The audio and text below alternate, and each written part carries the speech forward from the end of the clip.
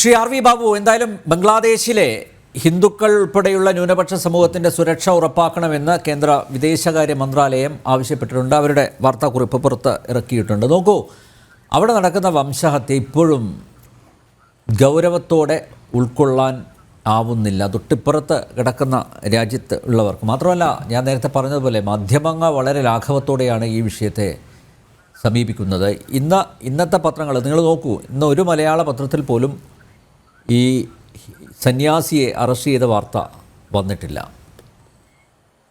അല്ല, അതിൽ അത്ഭുതപ്പെടുന്നില്ല അനിൽ നമ്പ്യാർ. നമ്മുടെ കേരളത്തിലെ മാധ്യമങ്ങൾ ഒക്കെ എങ്ങനെയാണ് ഈ വിഷയത്തിൽ പ്രതികരിക്കാറുള്ളത് എന്നുള്ളതിനെ കുറിച്ചൊക്കെ കേരളത്തിലെ ജനങ്ങൾക്ക് വളരെ വ്യക്തമായ ധാരണയുണ്ട്. അതുകൊണ്ട് കേരളത്തിലെ മാധ്യമങ്ങൾ ഈ ചിന്മയാദാസ് പ്രഭുവിന്റെ അറസ്റ്റോ അല്ലെങ്കിൽ ബംഗ്ലാദേശിലെ കൂട്ടക്കൊലയോ ഒന്നും നമുക്കറിയാം. ആ സംഭവം അരങ്ങേറിയ സമയത്ത് പോലും പല ചാനലുകളും ബംഗ്ലാദേശ് കൂട്ടക്കൊലയെ കുറിച്ച് മിണ്ടിയിട്ടില്ലല്ലോ. ഇവിടെ ശ്രീ ഉമർ പറയുകയുണ്ടായി, ഇതൊക്കെ എക്സാജറേഷൻ ആണ്, BBC അങ്ങനെ പറഞ്ഞിട്ടുണ്ട്, ഇങ്ങനെ പറഞ്ഞിട്ടുണ്ട് എന്നൊക്കെ. അതായത് നമ്മൾ സാധാരണ നാട്ടിൻപുറത്ത് പറയുമല്ലോ, അതായത് കണ്ടവൻ അവിടെ നിൽക്കട്ടെ, കേട്ടവൻ പറയട്ടെ എന്ന്. കണ്ടവൻ എന്താ പറയുന്നത്, അനുഭവിച്ചവൻ എന്താ പറയുന്നത് എന്നുള്ളത് ഈ കഴിഞ്ഞ നവംബർ മാസം 2-ാം തീയതി ബംഗ്ലാദേശിലെ ഷഹീദ് മിനാർ എന്ന് പറയുന്ന ധാക്കയിലെ ഒരു ക്യാപിറ്റൽ ആ സിറ്റി ആണല്ലോ. ആ ധാക്കയില് 10-20,000-ഓളം ഹിന്ദുക്കൾ, ഇവിടുത്തെ ന്യൂനപക്ഷങ്ങൾ, 40-ഓളം ന്യൂനപക്ഷ സംഘടനകളുടെ ഒരു കോർഡിനേഷൻ ഉണ്ട്. അതിന്റെ ഇംഗ്ലീഷിലെ പേര് ഞാൻ വായിക്കാം, അതിന്റെ പ്രൊണൗൺസിയേഷൻ കറക്റ്റ് ആണോ എന്ന് എനിക്ക് അറിഞ്ഞുകൂടാ. സൊങ്കലാഗു ഒക്കയ മൂർച്ച എന്നാണ് അതിന്റെ കറക്റ്റ് പ്രൊണൗൺസിയേഷൻ. അതാണോ എന്ന് എനിക്ക് അറിഞ്ഞുകൂടാ. ഇംഗ്ലീഷിൽ അതങ്ങനെയാണ് കാണുന്നത്, അതുകൊണ്ട് ഞാൻ അങ്ങനെ വായിക്കുകയാണ്. അപ്പോ പക്ഷേ നമുക്ക് വാർത്തയിൽ നിന്ന് മനസ്സിലാകുന്നത് 40-ഓളം ന്യൂനപക്ഷ സംഘടനകളുടെ ഒരു ഫ്രണ്ട്, ഒരു മുന്നണി, അവര് ഒരുമിച്ച് കൂടി വലിയ റാലി നടത്തിയിട്ട് അവിടെ അവരൊരു 8 ഡിമാൻഡുകൾ മുന്നോട്ട് വെച്ചു. അപ്പൊ ആ യോഗത്തില് അവർ പറഞ്ഞു, the minority front said that the minority community across Bangladesh has been facing atrocities including arson, vandalism, looting, forced occupation, murder, rape, threats of exile and extrajudicial killings under the guise of mob justice since August 5.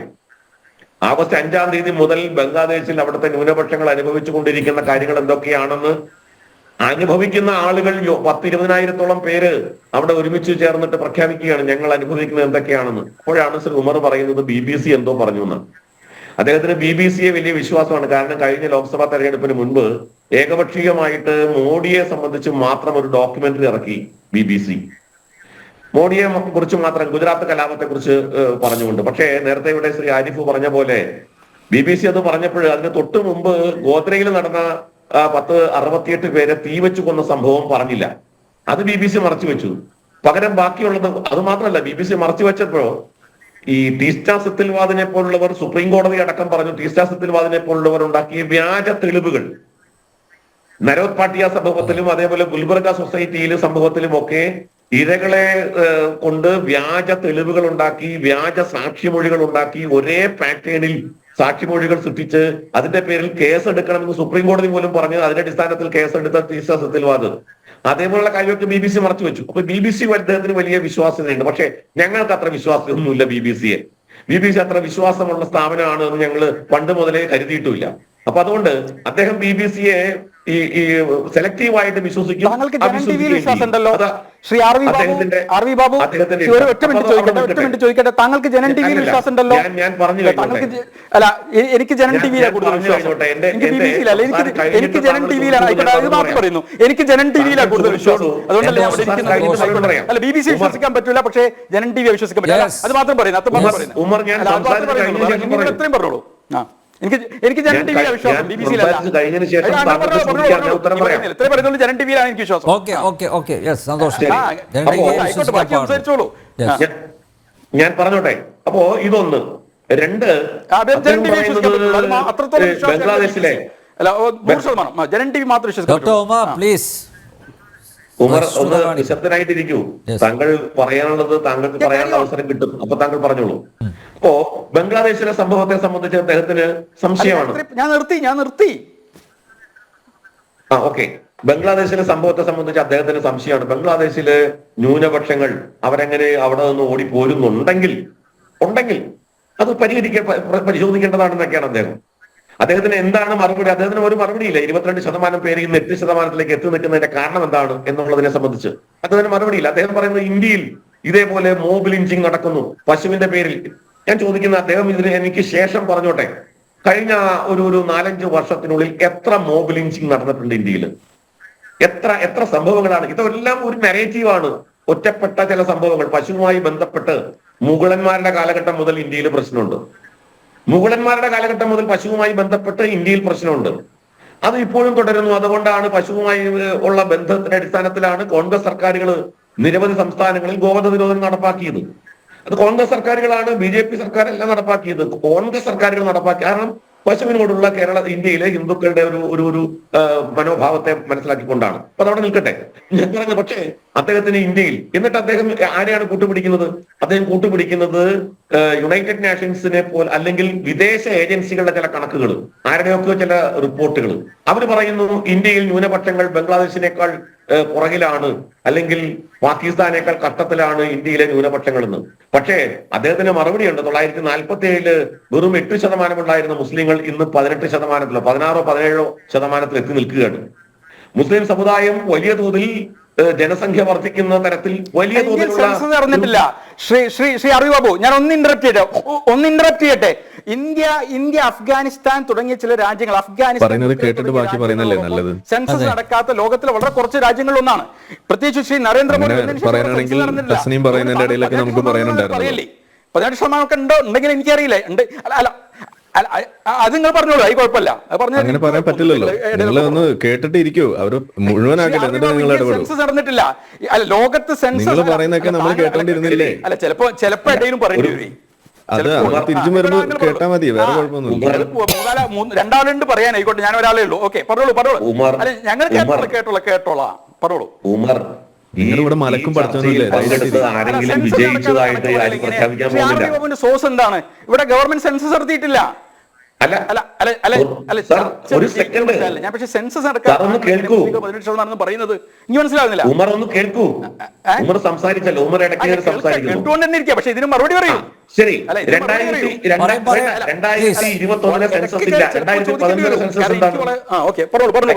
2011 census നടന്നിട്ടുണ്ടോ? 2011 census report പുറത്തു വന്നിട്ടില്ലേ? 2011 census report അനുസരിച്ച് എത്ര മുസ്ലിം ഇല്ല? നിങ്ങൾ കണക്കുകൾ പറയുമ്പോൾ അല്ല, വേണ്ട, എത്രയുണ്ട് അത് പറയൂ. 18% ഇല്ല, നോക്കൂ. വേണ്ട, ഞാനിപ്പോൾ പറയുന്നു 10 വർഷം കൊണ്ട്, അതായത് 2011 ശേഷം 13 വർഷം കഴിയുമ്പോൾ മുസ്ലിം ജനസംഖ്യ ഏകദേശം 18% ഉണ്ടെന്ന് ഞാൻ പറയുന്നു. തെറ്റാണെന്ന് നമുക്ക് നോക്കാം.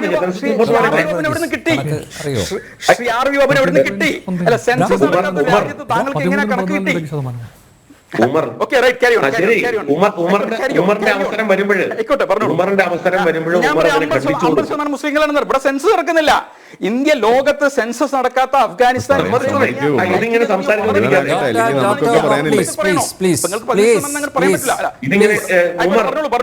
ചർച്ചയിൽ കാണിക്കുന്ന മര്യാദയല്ല. ചർച്ചയിൽ കാണിക്കേണ്ട മര്യാദയല്ല. താങ്കൾ സംസാരിച്ചുകൊണ്ടിരുന്നപ്പോൾ എനിക്ക് എല്ലാവർക്കും അല്ല, ഞാൻ വേണ്ടിയിട്ടില്ലല്ലോ. താങ്കൾക്ക് എന്തിനാണ് ഇത്ര വെപ്രാളം? താങ്കൾക്ക് എന്തിനാണ് വെപ്രാളം? താങ്കൾ വെപ്രാളപ്പെടേണ്ട. ഈ ചർച്ചയിൽ ആരെയും വിജയിയായിട്ട് പ്രഖ്യാപിക്കാൻ പോകുന്നില്ല. എന്തിനാണ് ഈ ചർച്ചയോടെ ഈ ലോകം അവസാനിക്കാനും പോകുന്നില്ല. മിണ്ടാതിരിക്കൂ.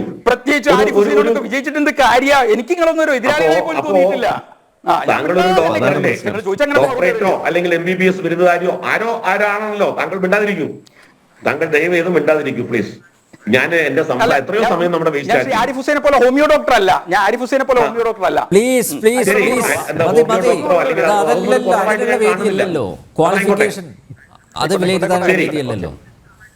ഇനി രണ്ടാമത് ഇപ്പൊ നോക്കുക, സംസാരത്തെ എത്രയോ സമയം നമ്മുടെ വേസ്റ്റ് ആക്കുന്നു. വളരെ സജീവമായി ചർച്ച മുന്നോട്ട് പോകുന്നതിന് വരെ ഇടയ്ക്ക് ഇങ്ങനെ ഇടപെട്ടാൽ നമ്മുടെ സമയം വേസ്റ്റ് ആവുള്ളൂ. ആർക്കും ഒന്നും കേൾക്കാനും പറ്റില്ല. അപ്പൊ അതുകൊണ്ട് താങ്കളുടെ സമയം വരുമ്പോൾ താങ്കൾ സംസാരിച്ചോളൂ. ഓക്കെ, ഞാൻ പറഞ്ഞത്, അപ്പൊ ഈ നിലയ്ക്ക് ഇന്ത്യയിലെ ന്യൂനപക്ഷങ്ങളുടെ സംഖ്യ ഏതായാലും 18-17 എന്തോ ആവട്ടെ, 8% നിന്നും 2011 സെൻസസ് അനുസരിച്ചിട്ട് 13% ഉണ്ടല്ലോ. 2011 13% ഉണ്ട്. അത് ഡിബേറ്റബിൾ ആണല്ലോ. ഡിബേറ്റബിൾ അല്ലല്ലോ. അത് ഡിബേറ്റബിൾ അല്ല. അത് കാരണം അത് ഓൾറെഡി നമ്മുടെ കൺമുമ്പിലുള്ള വളരെ വ്യക്തമായിട്ടുള്ള രേഖയാണ്. ഞാൻ പറയുന്നത് അടുത്ത 13 വർഷം കൊണ്ട് അത് 18% വർദ്ധിച്ചിട്ടുണ്ട് എന്നാണ്. നമുക്കത് നോക്കാം. സെൻസസിന്റെ പണികൾ ഇപ്പോൾ നടന്നുകൊണ്ടിരിക്കുന്നു. 2 വർഷം കൊണ്ട് സെൻസസ് റിപ്പോർട്ട് പുറത്തു വരുന്നതാണ് പറഞ്ഞിരിക്കുന്നത് ആഭ്യന്തരമന്ത്രി. അതവിടെ നിൽക്കട്ടെ. ഞാൻ പറഞ്ഞത് ഈ അവസ്ഥയാണോ ബംഗ്ലാദേശിൽ, പാകിസ്ഥാനിൽ, അഫ്ഗാനിസ്ഥാനിൽ, ലോകത്ത് ഏതെങ്കിലും മുസ്ലിം രാജ്യങ്ങളിൽ അവിടുത്തെ ന്യൂനപക്ഷങ്ങളുടെ സ്ഥിതി എന്താണ്? അവിടുത്തെ ന്യൂനപക്ഷങ്ങൾ എങ്ങനെയാണ് അനുഭവിക്കുന്നത്? അവരെ ഏത് നിലയ്ക്കാണ് അനുഭവിക്കുന്നത്? ഏതെങ്കിലും മുസ്ലിം രാജ്യങ്ങളുടെ സ്ഥിതി എന്താണ്? ഇതൊന്ന്.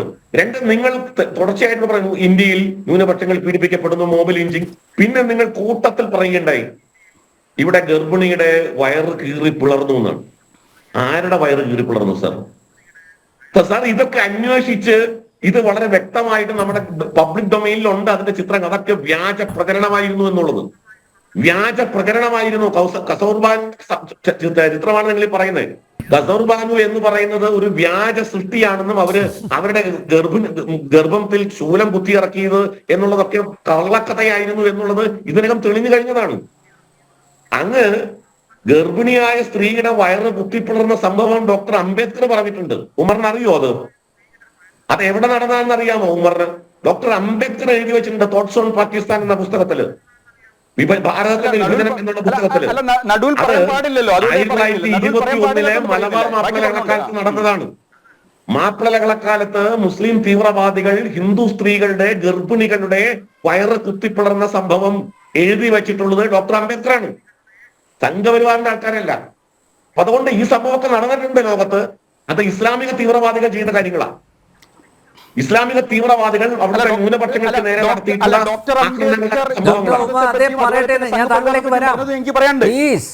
താങ്കളിലേക്ക് വരാംന്നേ. താങ്കൾ ഒന്ന് പ്ലീസ് ക്ഷമ കാണിക്കൂ. താങ്കൾ പറഞ്ഞതിനുള്ള മറുപടിയാണ് ഈമാൻ എന്നാണ്. നിങ്ങൾ ക്ഷമ കൈക്കൊള്ളൂ, അത് ഈമാനിന്റെ ഭാഗം. ധൈര്യമായിട്ടിരിക്കും. ഓക്കെ, ഈമാൻ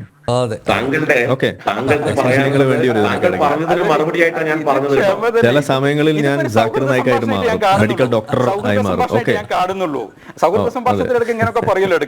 അതൊക്കെ പറയും. നമ്മൾ ഹോമിയോ ഡോക്ടർ വലിയ പ്രശ്നമല്ലോ. വ്യാജ ഡോക്ടർ ആളുകളെ കൊല്ലും. ചികിത്സിക്കരുത്. എല്ലാവരും ഒന്ന് പ്ലീസ് ഒന്ന് വിവേകം. ആരിഫ് ഹുസൈൻ പറഞ്ഞ ഒരു സംഭവം ഉണ്ട്. 1971 കൂട്ടക്കൊല. ജമാഅത്തെ ഇസ്ലാമി വളർത്തിയെടുത്ത ഒരു കൊലയാളി സംഘം ഉണ്ടായിരുന്നു. ആരിഫ് ഹുസൈൻ പറയാൻ വിട്ടുപോയതാവണം മിക്കവാറും. അവരുടെ പേര് റസാക്കർമാരെന്നാണ്. അതെ, റസാക്കർമാര്. ആ റസാക്കർമാര് അവരെ നേതൃത്വം കൊടുത്ത് ജമാഅത്തെ ഇസ്ലാമി വളർത്തിയെടുത്ത റസാക്കർമാരാണ് 1971 ഹിന്ദു വംശഹത്യക്ക് നേതൃത്വം കൊടുത്തത്. ഇപ്പൊ ഈ ഷെയ്ഖ് ഹസീന സംഭവത്തിന് ശേഷം അവിടുത്തെ ഹിന്ദുക്കൾ, ഹൈന്ദവ സംഘടനകൾ, മൈനോറിറ്റി ലീഡേഴ്സ് ആരോപിക്കുന്നത് ജമാഅത്തെ ഇസ്ലാമി അതേ റസാക്കർമാരെ ഇപ്പോൾ വളർത്തിക്കൊണ്ടുവരുന്നു എന്നാണ്. അവരാണ് ഈ ബംഗ്ലാദേശിലെ ഹിന്ദു വംശഹത്യക്ക് ഇപ്പോൾ ഹിന്ദുക്കൾക്ക് നേരെ നടക്കുന്ന അക്രമങ്ങൾക്ക് നേതൃത്വം കൊടുക്കുന്നത്. റസാക്കർമാരെ നമുക്ക് പരിചയമുണ്ട്. ഹൈദരാബാദില് നൈസാമിന്റെ റസാക്കർമാരെ നമുക്ക് പരിചയമുണ്ട്. അപ്പോ അതേ റസാക്കർമാർ അവര് ഇപ്പൊ ബംഗ്ലാദേശിൽ ഹിന്ദുക്കളെ ആക്രമിക്കാൻ നേതൃത്വം കൊടുക്കുന്നുള്ളതാണ്. ഇത് ആസൂത്രിതമായി ഒരു ഹിന്ദു വംശഹത്യ ജമാഅത്തെ ഇസ്ലാമിയുടെ നേതൃത്വത്തിൽ, അതേ ജമാഅത്തെ ഇസ്ലാമിയാണ് ഇന്ത്യയിലുള്ളത്. അതേ ജമാഅത്തെ ഇസ്ലാമിയുടെ മനോഭാവമാണ് കേരളത്തിലുള്ള ജമാഅത്തെ ഇസ്ലാമിയുടെ. അതേ ജമാഅത്തെ ഇസ്ലാമിയുടെ മനോഭാവമാണ് കേരളത്തിലെ ജമാഅത്തെ ഇസ്ലാമി നടത്തുന്ന മീഡിയ വണ്ണിന്റെയും, നേരത്തെ ഇവിടെ സൂചിപ്പിച്ച പോലെ മാധ്യമത്തിന്റെയും.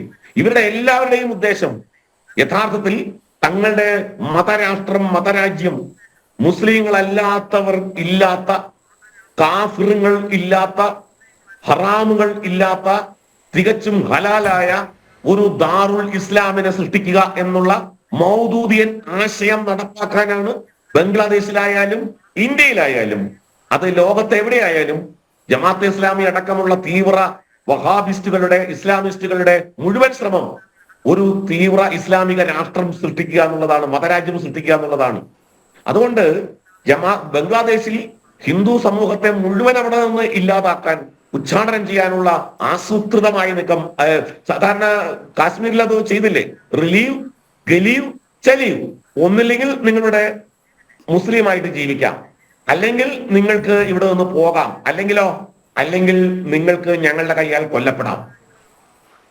ഇതാണ് ബംഗ്ലാദേശിൽ ഇപ്പോൾ നടപ്പാക്കുന്നത്. ഒന്നുകിൽ നിങ്ങൾക്ക് ഇവിടെ മുസ്ലിമായിട്ട് മതം മാറി ജീവിക്കാം, അല്ലെങ്കിൽ ബംഗ്ലാദേശ് വിട്ടു പോകണം, അല്ലെങ്കിലോ നിങ്ങൾ കൊല്ലപ്പെടണം. ഈ മുദ്രാവാക്യത്തിന്റെ അടിസ്ഥാനത്തിലാണ് ബംഗ്ലാദേശിൽ അവിടുത്തെ ന്യൂനപക്ഷങ്ങൾ കൂട്ടക്കൊലക്കിരയാകുന്നത്. ഇവിടെ ന്യൂനപക്ഷങ്ങൾക്ക് നേരെ ഒരു കാറ്റനങ്ങിയാൽ, ഒരു ഇലയനങ്ങിയാൽ നമ്മുടെ ഭാരതത്തിൽ, കേരളത്തിൽ പ്രത്യേകിച്ചും മെഴുകുതിരി കത്തിച്ച് ഐക്യദാർഢ്യം പ്രഖ്യാപിക്കുന്നവരെ ഒന്നും, ഒരു ചാനലുകളെയും, ഒരു മാധ്യമങ്ങളെയും, ഒരു മാധ്യമ പ്രവർത്തകരെയും, ഒരു സാംസ്കാരിക നായകരെയും ഒന്നും ബംഗ്ലാദേശിന്റെ വിഷയത്തിൽ നാളെ വരെ നമ്മൾ കണ്ടിട്ടില്ല. ഒരൊറ്റ വരി പ്രസ്താവനയാണ് CPM-ന്റെ ഭാഗത്തുനിന്നുണ്ടായത്. ഒറ്റ വരി പ്രസ്താവന ബംഗ്ലാദേശിലെ വംശഹത്യക്ക് അല്ലെങ്കിൽ അക്രമങ്ങൾക്കെതിരെ. കോൺഗ്രസ് പിന്നെ എന്തെങ്കിലും പറഞ്ഞു എന്ന് നമുക്ക് അറിഞ്ഞുകൂടാ. ഇതെല്ലാം ഏകപക്ഷീയമായി നടക്കുന്ന അക്രമങ്ങളാണ്. ഞാനിവിടെ പറഞ്ഞിട്ടുള്ളത് ഡോക്യുമെന്റ്സിന്റെ സഹായത്താലാണ്, അടിസ്ഥാനപരമായി ഡോക്യുമെന്റുകളെ ഉദ്ധരിച്ചുകൊണ്ട് തന്നെയാണ്. അപ്പൊ അതിന് ആ നിലയ്ക്ക് ഉമർ മറുപടി പറഞ്ഞാൽ ഞാൻ കേൾക്കാം, എനിക്കതിന് വിഷമമൊന്നുമില്ല. ഉമറിനെ തടസ്സപ്പെടുത്താതെ ഞാൻ കേൾക്കാൻ തയ്യാറാണ്.